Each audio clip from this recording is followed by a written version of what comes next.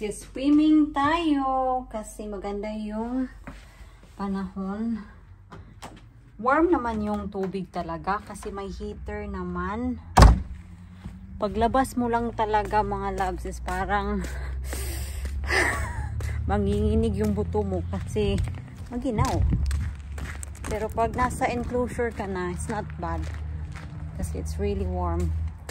Nandito na si Mr. Hi! Oh, may pa-music si Mr. mga palangga. Baka makapiright tayo.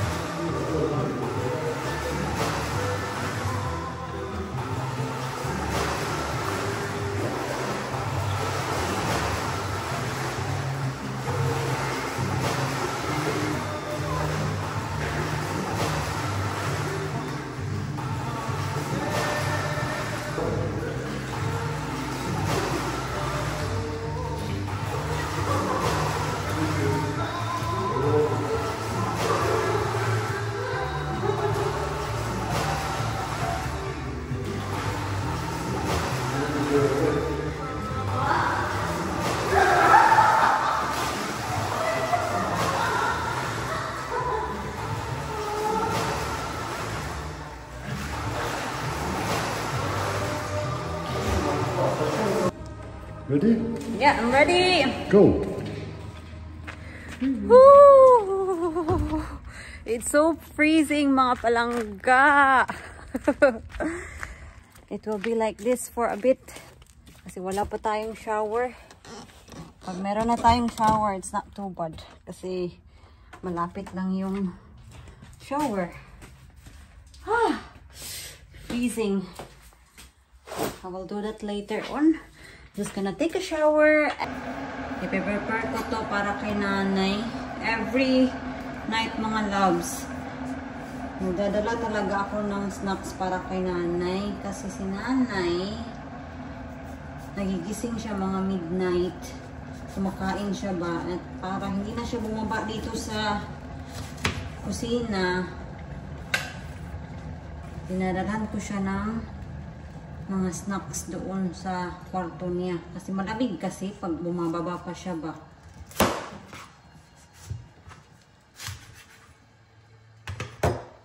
So, isang honeydew. Mas gusto niya yung cantaloupe, sabi niya.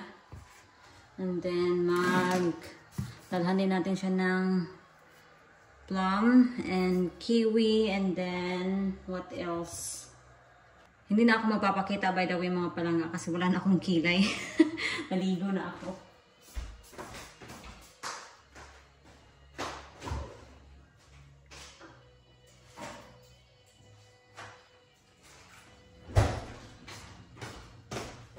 Maglalagay tayo ng grapes. Oh, I think hindi ko na lang to ilalagay this time kasi ilalagay din ako ng strawberries at ito.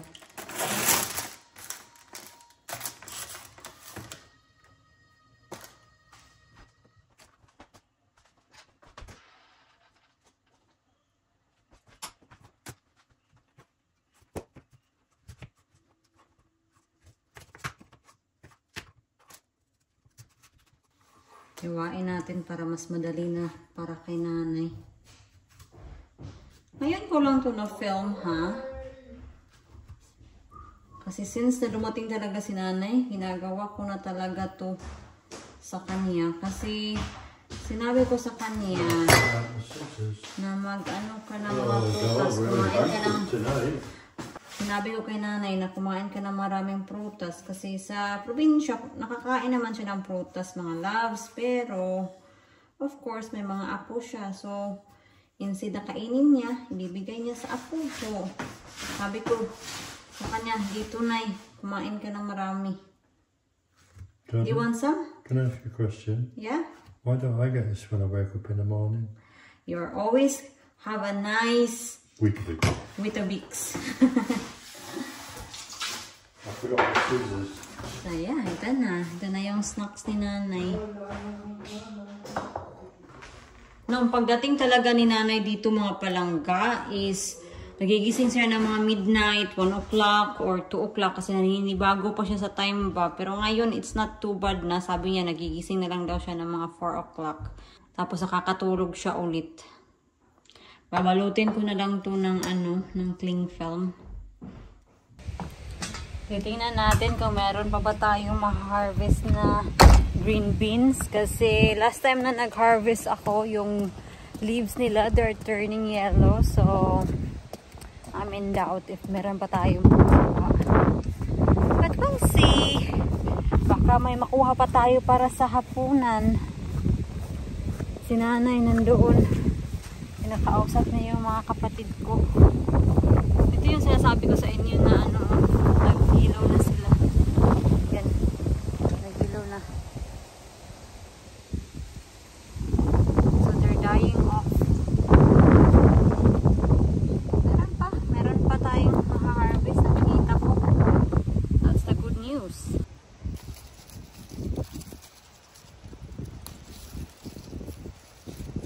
Hindi na masyadong marami yung bunga. Ilan na lang. Next time, siguro, next year ba, magtatanim ulit ako ng ganito. Kasi I did really enjoy it.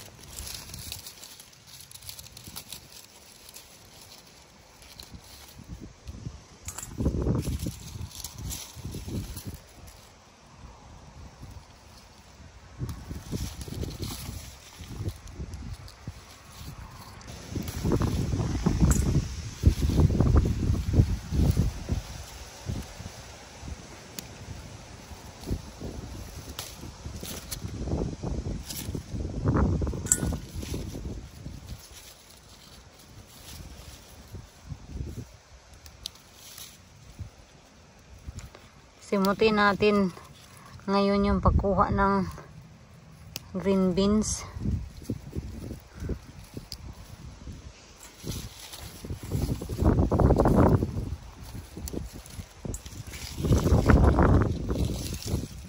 Ay naku, meron na namang nettle ito tingnan niyo.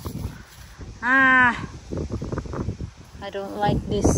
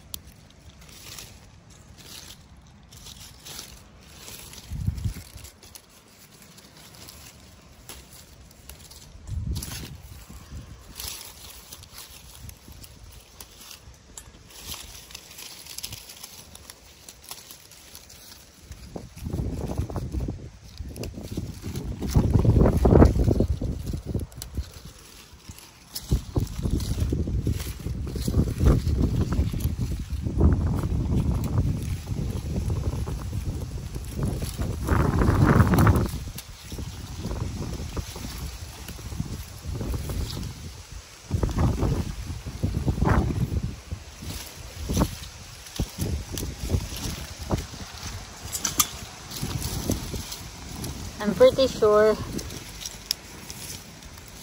they pass their best na mga loves. Nakikita nyo naman siguro na yung dahon, yung quality ng beans, hindi na masyadong maganda.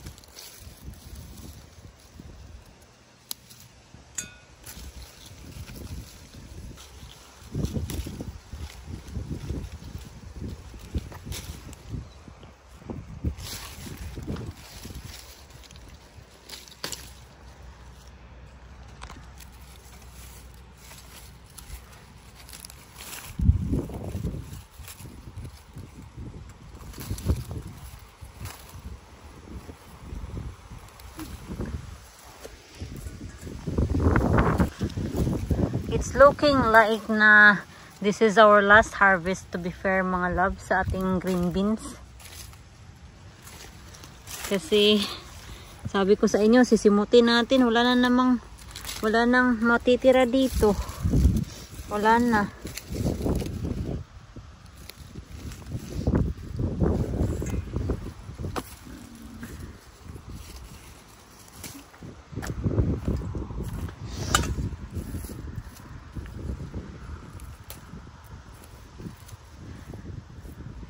Sensyahan nyo na yung kuko ko.